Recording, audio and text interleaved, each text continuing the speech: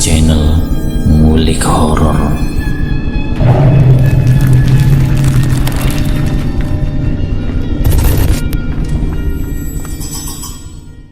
Assalamualaikum warahmatullahi wabarakatuh. Kembali lagi di channel Ngulik Horor. Channel ini menceritakan tentang kisah-kisah misteri. Pada kesempatan kali ini saya akan membawakan kisah misteri yang diambil dari YouTube-nya Ngulik Misteri dan ditulis oleh Edna Villa. Kalian juga dapat mengunjungi YouTube-nya Ngulik Misteri ya. Nanti link saya akan sediakan di kolom deskripsinya. Oh ya, di dalam cerita ini nama dan tempatnya disamarkan semua ya, untuk menjaga privasi pihak yang terlibat di dalamnya. Yuk daripada kita lama-lama langsung saja kita simak ceritanya. Bismillahirrahmanirrahim. Kali ini saya akan membawakan kisah misteri yang berjudul Petaka Pernikahan Saat Melangsungkan Acara Sedekah Laut.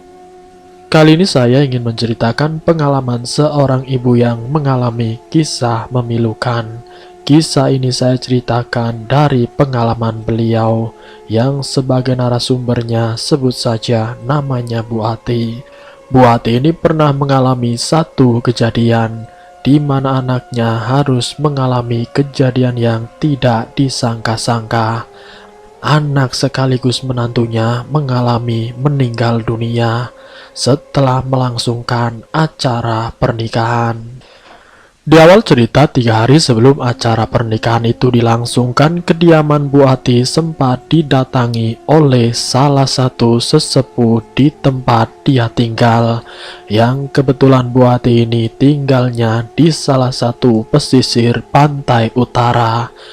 Waktu itu di hari pernikahan anaknya Bu Ati bebarengan dengan acara sedekah laut. Dan pada saat itu sesepuh desa mengingatkan kepada Bu Ati, "Bu, tolong acara pernikahan yang akan dilangsungkan anaknya Ibu, jangan sampai harinya itu sama dengan acara sedekah laut ya Bu," ujar sesepuh desa waktu itu. Bu Ati yang mendengar tutur dari sesepuh tersebut, Bu Ati pun mengiyakan. "Iya Mbah, nanti saya konfirmasi dengan pihak calon mempelai laki-laki dulu ya," jawab Bu Ati. Lalu kemudian Bu Ati menyampaikan apa yang dikatakan oleh sesepuh tersebut, yang ternyata dari pihak keluarga calon menantu Bu Ati. Ternyata keluarga yang tidak sama sekali percaya dengan mitos ataupun adat istiadat yang ada di sebuah tempat ataupun desa. Sedangkan yang diharapkan dari Bu Ati ini agar hari pernikahannya dilaksanakan 1 hari setelah acara sedekah laut di tempatnya, dan besoknya baru melangsungkan acara pernikahan. Namun keinginan dari pihak laki-laki yang datang dari kota beralasan kalau calon mempelai laki-lakinya sibuk dengan pekerjaannya karena sudah ambil cuti 3 hari.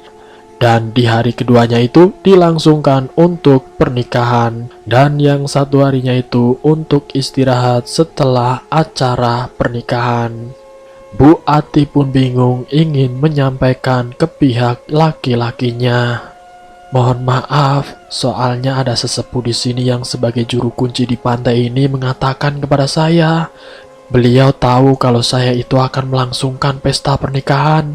Tapi kata juru kunci atau sesepuh itu mengatakan sebaiknya diundur, jangan bersamaan dengan acara sedekah laut. Soalnya menurut sesepuh, dia mendapatkan petunjuk dari penghuni laut kalau di dalam laut itu sedang ada duka yang menginginkan warga pribumi, yang dimana seluruhnya itu hampir menggantungkan hidupnya dari laut. Katanya mereka menginginkan agar pribumi menghormati keadaan yang sedang dialami penunggu laut." Bu Ati menjelaskan panjang lebar. Pesan itu diterima tapi tidak diindahkan oleh pihak calon menantunya. Acara pernikahan bisa dilangsungkan dengan catatan, kata sesepuh waktu itu, bisa dilangsungkan tapi harus menyerahkan 2 kepala kerbau sekaligus. Itu adalah sebagai sarana melangsungkan pesta pernikahan. Dengan semua alat-alat yang digunakan sebagai syarat sedekah laut harus dibawa juga. Namun dari keluarga pihak laki-laki hanya mengiyakan saja tanpa adanya tindakan. Sedangkan hari pernikahan anaknya dilaksanakan besok pagi. Bu Ati pun ketar-ketir bingung harus bagaimana lagi mencegah acara pernikahan anaknya. Sementara hampir seluruh rakyat Pantai Utara di situ seluruhnya menyaksikan dan juga mereka dengan hikmah saling berdoa. Penghasilan dari rakyat setempat itu memang dari hasil laut. Mereka semua meminta keberkahan dan memang rakyat di tempat tinggalnya Bu Ati masih kental dengan adat istiadat yang dilaksanakan setiap tahunnya.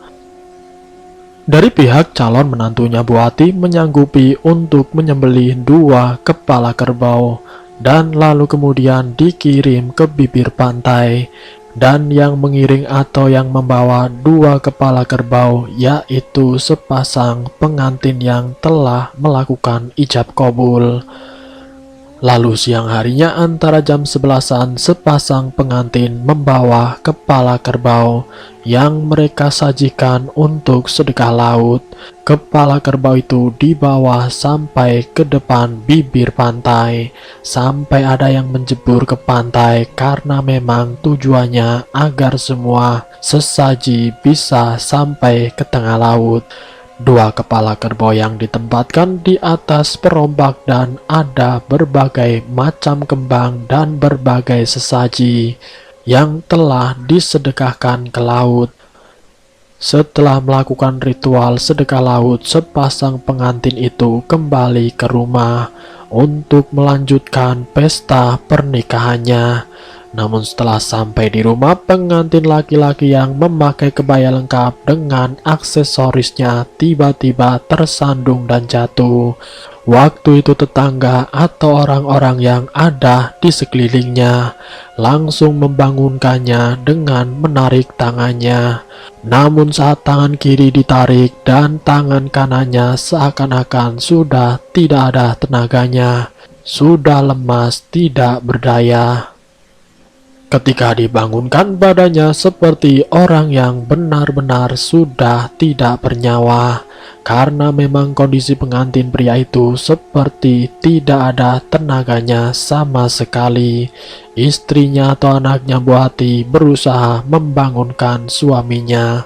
Sedangkan beberapa warga setempat secara hikmah melakukan acara ritual sedekah laut dan secara beramai-ramai membagikan makanan. Semenjak kejadian pingsannya mempelai pria, semuanya menjadi bingung, menjadi panik karena pingsannya mempelai laki-laki itu bukan hanya 10 atau 20 menit saja, tapi lebih dari setengah jam. Namun setelah 1 jam pingsan, pengantin laki-laki itu tersadar, namun tidak berselang lama tubuhnya kejang-kejang dan lidahnya menjelur keluar dengan mata yang melotot seakan-akan lehernya seperti dicekik. Tubuh yang tadi terkulai lemas seketika memberontak, mengobrak-ngabrik segala sesaji yang ada di pesta pernikahan. Kursi dan meja dilempar ke segala arah seakan-akan ada sosok iblis atau jin yang merasuki tubuh mempelai laki-laki karena kekuatan yang sungguh luar biasa. Bubar kalian semua! Bentakan yang sangat keras membuat para tamu undangan ketakutan dan berhamburan keluar. Dengan tubuh yang membiru namun kekuatannya sangat besar, membuat orang-orang yang menghentikan perbuatannya kewalahan. Astagfirullahaladzim mas, kamu kenapa? Kenapa bisa begini mas? Ujar mempelai putri yaitu anaknya Bu Ati dengan air mata yang keluar membanjiri pipinya. Segala kekuatan ditumpahkan di acara pesta pernikahan. Tempat yang tadinya rapi sekarang sudah tidak berbentuk akibat perbuatan sang mempelai laki-laki. Dasar biadab kalian semua! Bu Ati yang mendengar bentakan tersebut langsung mencernanya. Apa maksud dari perkataannya? Tubuh yang meronta-ronta dengan sangat kuat, tubuh yang membiru, segala kemarahan dilupakan. Namun tidak berselang lama, tubuh yang tadi kuat seketika limbung dan jatuh pingsan. Warga yang mencurigai pingsannya mempelai laki-laki, dia mencoba untuk mengecek denyut nadinya. Dan alhasil benar dugaannya bahwa mempelai laki-laki sudah meninggal dunia dengan keadaan yang tidak sewajarnya. Anaknya Bu Ati yang mengetahui suaminya meninggal langsung memeluknya dengan erat sambil berteriak-teriak, "Jangan tinggalkan aku, Mas! Bangun! Bangun, Mas!" Keadaan lingkungan sekitar yang tadinya ramai penuh dengan kebahagiaan. Seketika duka menyelimuti keluarga Bu Ati. Lalu kemudian sore harinya mempelai laki-laki langsung dimakamkan. Kejadian di luar nalar itu terjadi lagi dan dialami oleh Bu Ati. Di malam harinya Bu Ati seperti didatangi seorang bidadari. Sosok perempuan yang sangat cantik dengan kebaya hijau lengkap dengan aksesorisnya. Bu Ati waktu itu berpikir mungkin ini salah satu penghuni laut yang tidak terima dengan adanya pesta pernikahan yang berakibatkan pada menantunya yang meninggal dunia. Dan Bu Ati pada malam hari mendapatkan satu petunjuk kalau dirinya harus melepaskan satu anak ayam. Namun Bu Ati tidak tahu apa maksud dari anak ayam itu. Bu Ati yang melihat keadaan anaknya yang terlihat sangat depresi. Keadaan yang harus dihadapinya setelah menikah bukannya bahagia tapi berduka. Sementara suaminya Bu Ati berusaha menenangkan anaknya. Mempelai putri ini mendengarkan apa nasihat dari orang tuanya. "Seharusnya malam ini kamu bersama suamimu, Nak. Tapi malam ini kamu sendirian.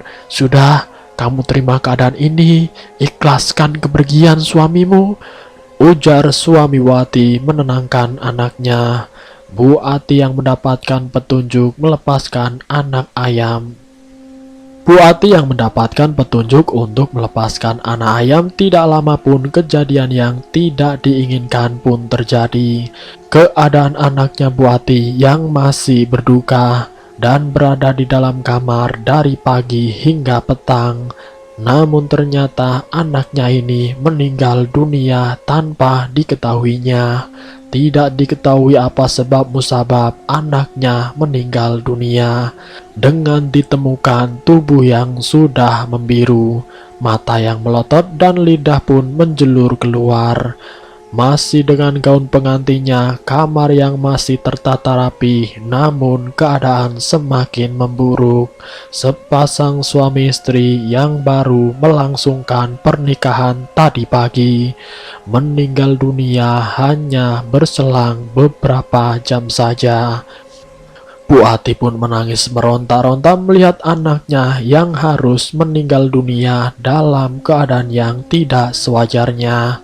Bu Ati yang sangat berduka mencoba untuk mendatangi kediaman sesepuh desa yang pernah mengingatkan dirinya.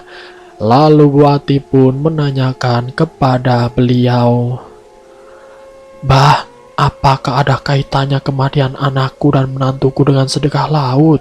tanya Bu Ati dengan sedihnya. "Saya kurang paham. Tapi setidaknya apa yang saya tahu, yang saya pahami sudah saya sampaikan kepada Bu Ati, agar Bu Ati jangan melakukan acara pesta bertepatan dengan hari sedekah laut, Bu. Karena hari itu adalah hari di mana para penunggu gaib ini sedang mengalami hal buruk. Dan mungkin ini adalah dampak yang dialami anaknya Bu Ati," jawab sesepuh desa menjelaskan kepada Bu Ati. Acara sedekah laut memang dikenal sakral oleh warga yang ada di pesisir pantai utara, dengan acara yang sudah menjadi rutinitas setiap tahun. Dan hanya tahun ini Bu Ati tidak mengikuti acara sedekah laut dan melangsungkan acara pesta pernikahan anaknya. yang ternyata berdampak kepada anak dan menantunya. Dari kejadian itu, Bu Ati pun sadar bahwa sesuatu yang sakral itu tidak bisa dianggap sepele, apalagi pihak besanya itu adalah orang kota, tidak memperdulikan apa yang disampaikan Bu Ati. Tapi setelah kematian dari anak dan menantunya, akhirnya percaya bahwa sesuatu yang sakral yang berkaitan dengan hal gaib harus kita hormati.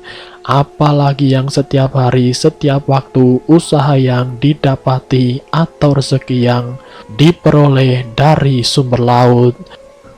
Menurut kepercayaan orang pesisir, kalau mereka melakukan sedekah laut, usaha apapun yang dilakukan akan diberikan keselamatan dan kemudahan. Sebuah tradisi yang dapat dijadikan sebagai simbolisasi terciptanya tingkah laku masyarakat yang ada di pesisir. Namun pada dasarnya budaya tidak akan bisa lepas dari simbolisme, seperti halnya ketika menyikapi Al-Quran dan Sunnah sebagai sumber ajaran dalam agama Islam. Semua itu berdasarkan kisah nyata yang dialami oleh Bu Ati, yang harus mengikhlaskan anak dan menantunya menjadi tumbal dari acara sedekah laut. Dan selesai. Semoga apa yang saya sampaikan memberikan manfaat dan wawasan bagi kita semua, agar dimanapun kita berada, kita sebaiknya mempercayai adat istiadat tempat tersebut. Kepercayaan lingkungan setempat jangan pernah kita remehkan. Semoga kita menjadi manusia yang lebih bisa menghormati para sesepuh. Ambil sisi positifnya dan buang jauh-jauh sisi negatifnya. Terima kasih sudah mampir di channel kami. Jika kalian tertarik dengan video kami, silahkan tekan tombol like, share, dan komen. Tekan subscribe untuk mengikuti video kami selanjutnya. Wassalamualaikum warahmatullahi wabarakatuh.